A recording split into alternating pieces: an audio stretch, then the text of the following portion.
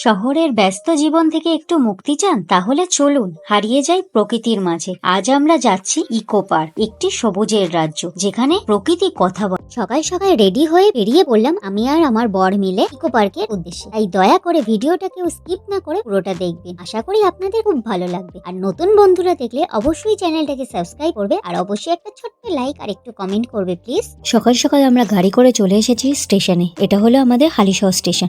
উফ কি ঠান্ডা। এই যে বর দাঁড়িয়ে রয়েছে স্টেশনে টিকিট কাটার জন্য টিকিট কাউন্টারে। আর এই দেখো চারপাশে কত লোকের ভিড়। আর আমাদের ট্রেনও চলে এলো সাথে সাথে। স্টেশনে নেমে এই যে বাস স্ট্যান্ডে দাঁড়িয়ে রয়েছে, কি ভিড় দেখো। এখন যেহেতু অফিস টাইম, তো ভীষণ ভিড়। তো তারপরে দেখি কোন বাস যায়, যদি বাস না পাই দেখি অটো ধরবো।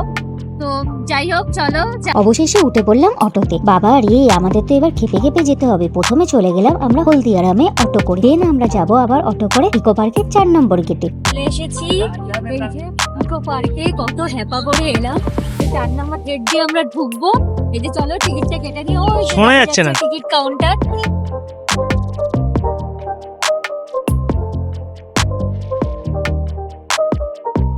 তো চলো যাচ্ছি আস্তে আস্তে ইকো পার্কে। টিকিট কাটা হয়ে গেছে, এই যে আমাদের টিকিট কাটা হয়ে গেছে দুজনের। তো এবার যাই আস্তে আস্তে ভেতরের দিকে। ভীষণ এক্সাইটেড, অনেক দিন পর, অনেক বছর পর, কোনোদিন আসিনি, আজকে এলাম। ভীষণ মজা লাগছে।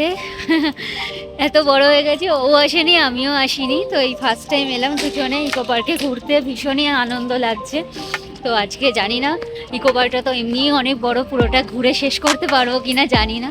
তো তারপরেও যতটা পারবো ঘুরে দেখাবো, তোমাদেরকেও সাথে শেয়ার করব। তো যারা আসেনি তারা ব্লগের মাধ্যমে দেখে নিও। ওই দেখতে ভালো ভালো দেখেছো তো কেমন করে আমার চুলটা এলোমেলো করে দিলে, এত সুন্দর করে সেজে এসেছি। তো চলো ঘোরা যাক।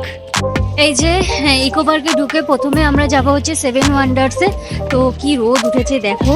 তো তার জন্য টিকিট মূল্য আছে 30 টাকা করে। তো ঢোকার সময়ও 30 টাকা, এখানেও 30 টাকা। ওই যে বর গেছে টিকিট কাটতে। ওরে বাবারে, এই দেখো টিকিট কাউন্টার। কি রোদ, দেখতেও পাচ্ছি না আমি চোখে ঠিক করে, এত রোদে। তো যাই হোক, শীতকালে রোদটা ভালো লাগে, কিন্তু বেলা হয়ে গেছে তো এখন রোদটা একটু বেশি গায়ে লাগছে। তো ওভারঅল জায়গাটা তো প্রচুর বড়, জানি না পুরোটা দেখতে পারবো কিনা, তাও দেখছি।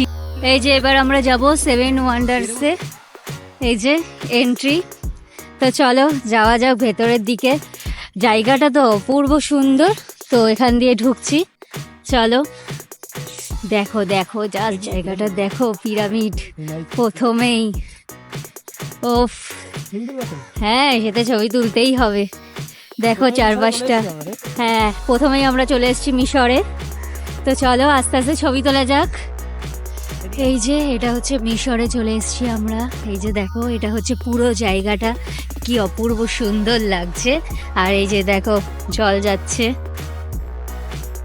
এখানে আমরা পরে যাব, আগে মিশরটা ঘুরে নিই, তারপরে অন্য জায়গায় যাব।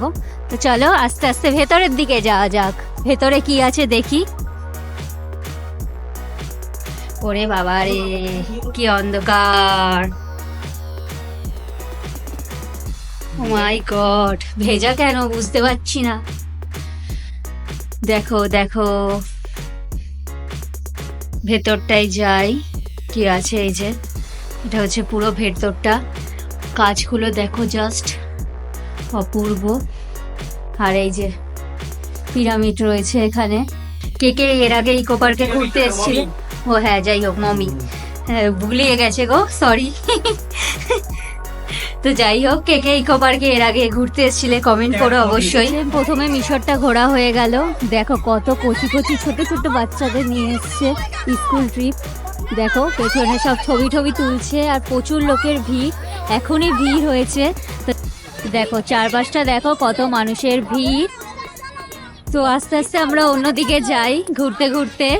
এবার আমরা চলে এসেছি জর্ডানের পেত্রা শহরে। পেত্রাকে বলা হয় রোজ সিটি বা গোলাপি শহর। এর নামকরণ করা হয়েছে গ্রিক শব্দ পেট্রোস থেকে, যার অর্থ হলো পাথর। পুরো শহরটি পাথরের মধ্যেই খোদাই করা হয়েছে। এই পাথরের স্থাপত্য দেখে আমি একেবারে মুগ্ধ। জর্ডানের পেত্রার অনুকরণেই এটি বানানো হয়েছে। এর প্রত্যেকটি কাজ এবং ডিজাইন অসাধারণ। এবার আমরা চলে যাব ইস্টার আইল্যান্ড। এখানে দাঁড়িয়ে আমি একটু পোজ দিয়ে নিয়েছিলাম। এখানে প্রত্যেকটা মূর্তি হচ্ছে আলাদা আলাদা ধরনের। এখানে বিশেষত হচ্ছে এদের শরীরের থেকে মুখটা হলো একটু বড় হয়। আর এর সামনেই দেখতে পাচ্ছ কিস্তা রিডিমার। তো এখানে প্রত্যেকটা মূর্তিরই বিশেষত্ব লেখা ছিল, কিন্তু সেটা ডিস্ট্রয় হয়ে গেছে, সেই জন্যই মুখে বলা হচ্ছে। এই যে আবার আমরা সিঁড়ি দিয়ে আস্তে আস্তে উঠে পড়বো এবং সামনের দিকে এগিয়ে গিয়ে দেখবো মূর্তিটা। তো তারপরেই আমরা চলে যাব হচ্ছে, সামনেই রয়েছে তাজমহল। তো সেটা ভারতেই অবস্থিত। তো এখানে তাজমহলটাও ভীষণই সুন্দর লাগছে দেখতে। আরে চীনের প্রাচীরে দেখো দেখো, এই যে দেখা যাচ্ছে চীনের প্রাচীর। তো চলো যাওয়া যাক চীনের প্রাচীরে। এই যে আমরা এবার চলে এসেছি চীনের প্রাচীরে। যাই পুরো প্রাচীরটা ঘুরে ঘুরে দেখি কেমন কি, কত বড় দেখো, নিচটা দেখো। ওরে বাবারে, এখান থেকে পড়লে আমি ডিরেক্ট স্বর্গে চলে যাব। প্রাচীর প্রাচীর, এখান থেকে পড়লে আমি ডিরেক্ট স্বর্গে চলে যাবো গো। দেখছো নিচটা দেখো, নিচটা দেখলে আমার ভয় লাগছে। এবার আমরা বাবারে। চলে এসেছি রোমের একটা থিয়েটারে। এর ভেতরে কি হতো বলো তো? এর ভেতর হচ্ছে যুদ্ধ দেখানো হতো। সেই যুদ্ধটা হতো মানুষের সাথে বাঘের বা মানুষের সাথে সিংহের। এই যে দেখো এই জায়গাটা দেখতে পাচ্ছ, এইখানেই হতো বিশেষত্বভাবে খেলাটা। তো এর চারপাশে দেখো ছোট ছোট দেয়ালের মধ্যে ছিদ্র দেখতে পাচ্ছ, সেগুলো হচ্ছে গুলি দিয়ে যে ছিদ্র করা হতো, সেই ছিদ্রগুলো এখানে তুলে ধরা হয়েছে। এই যে দেখো দেখা যাচ্ছে এখানে বাঘ বা সিংহের ছবি। চলে এসেছি কি ভাস্কর্য বাংলার ইতিহাসে। তো চলো ভেতরে যাওয়া যাক। এগুলো কি গাছ গো? ফণি মনসা নাকি কাটা কাটা কাটা কাটা গাছ? তো জানি না কি, ক্যাকটাস ক্যাকটাস ক্যাকটাস। চলো আস্তে আস্তে ভেতরের দিকে যাই। ভেতরটা তো দেখতে অপূর্ব সুন্দরই লাগছে। এই যে দেখো চারপাশটা জাস্ট অপূর্ব সুন্দর। গরম লাগছিল রোদে হাঁটতে হাঁটতে, তাই জ্যাকেটটা খুলে ফেলেছি। আবার হাওয়াও দিচ্ছে, ঠান্ডাও ফিল আবার গরমও ফিল। তো চারপাশটা অপূর্ব সুন্দর লাগছে দেখতে। তো ইকো পার্কে ঘুরতে এসে আজকে সারাটা দিন আশা করি খুব ভালোই যাবে। মাঝে মাঝে না বাড়িতে থাকতে ভালো লাগে না, কোথাও ঘুরতে গেলে মনটাও ভালো লাগে। উফ দেখো দেখো এই গাঁদা ফুলগুলো দেখো কি সুন্দর, কত বড় বড়, কি ভাল লাগছে দেখতে। দেখো অপূর্ব সুন্দর লাগছে, তাই না? তো চলো, পুরোটাই মানে অপূর্ব সুন্দর। এবার আমরা চলে এসেছি হেলকোনিয়া গার্ডেন। তো চলো ভেতরে যাওয়া যাক। এখানে শুধু চারিদিকে গাছ আর গাছ। উফ কি অপূর্ব সৌন্দর্য চারদিকটা, যে কি বলবো। আমাদের ওইদিকে তো এত গাছ পাকারি দেখাই যায় না, সব গাছ কেটে কেটে। হ্যাঁ সত্যি কলকাতার মতো জায়গাতেও দেখা যাচ্ছে। ঝর্ণাটা দেখো কি ভালো। এই দেখো সবাই বোটিং করছে। এই যাবে গো বোটিং করবো? আমার পায়ে জল নেই, ঝর্ণাটা খুব সুন্দর লাগছে। হ্যাঁ সত্যি ঝর্ণাটা সুন্দর লাগছে।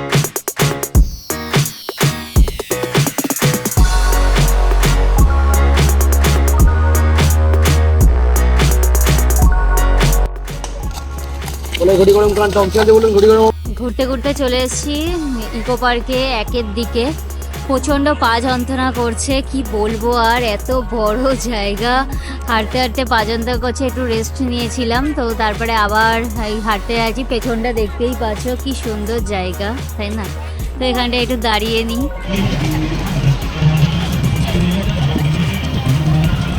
ওই কি ভাষা বলছে, কি ভাষা? ভীষণ ক্লান্ত লাগছে নিজেকে। চুলের অবস্থা দেখো, চুলটা এমনিও ভিজা ছিল সকালবেলা, স্নান টান করে এসেছি আর তারপরে ট্রেনে এসেছি, সব ঠান্ডাও লাগছিল। তো এখন হাঁটছি আর কি। আরে চলো গো, এত স্লো মোশনে হাঁটলে হবে, একটু জোরে জোরে হাঁটো। যাবো হচ্ছে বাংলার গ্রাম। তো চলো ভেতরের দিকে যাওয়া যাক আস্তে আস্তে। এত পাটা যন্ত্রণা করছে কি বলবো, এত বড় জায়গা। অনেকদিন হাঁটার অভ্যাস নেই, তো গাড়ি করে ঘুরে ঘুরে অভ্যাস হয়ে গেছে। তো অনেকদিন হাঁটছি না, সেই জন্য পা প্রচণ্ড ব্যথা করছে।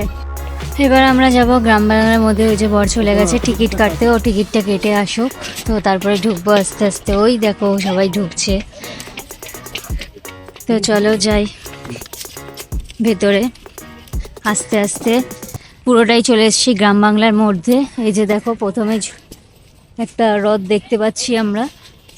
তো তারপর আস্তে আস্তে যাব ভেতরের দিকে। এবার আমরা চলে এসেছি গ্রাম বাংলাতে।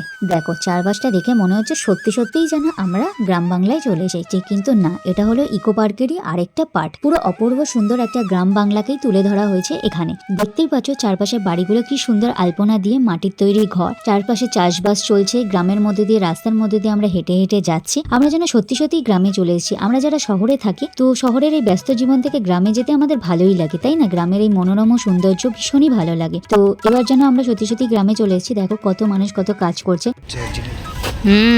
বুঝতে পারছি হট কিছু সত্যি মানুষ মনে হচ্ছে। হ্যাঁ, এবার আমরা চলে এসেছি বাজার। গ্রামে যে হাটগুলো বসে প্রত্যেক সপ্তাহে একদিন করে, সেরকমই একটা বাজার এখানে তুলে ধরা হয়েছে। দেখো এই যে মানুষ বাজার নিয়ে বসে রয়েছে এবং ক্রেতারা আসবে তাদের থেকে কিনতে, তাই তো? তো প্রত্যেকটা সৌন্দর্যই একটু ভালো লাগছে। আমি তো এই মানুষটাকে দেখে ভেবেইছিলাম সত্যি সত্যি মানুষ, তারপরে ভালো করে গিয়ে দেখলাম না, এটা পুতুল। তো অপূর্ব সৌন্দর্য তুলে ধরা হয়েছে। আর এটা হলো চণ্ডী মণ্ডপ। গ্রামে যে চণ্ডী মণ্ডপ থাকে, যেখানে সন্ধেবেলা গ্রামের মানুষেরা গিয়ে একটু আড্ডা করে বা গল্প করে, সেটাই তুলে ধরা হয়েছে।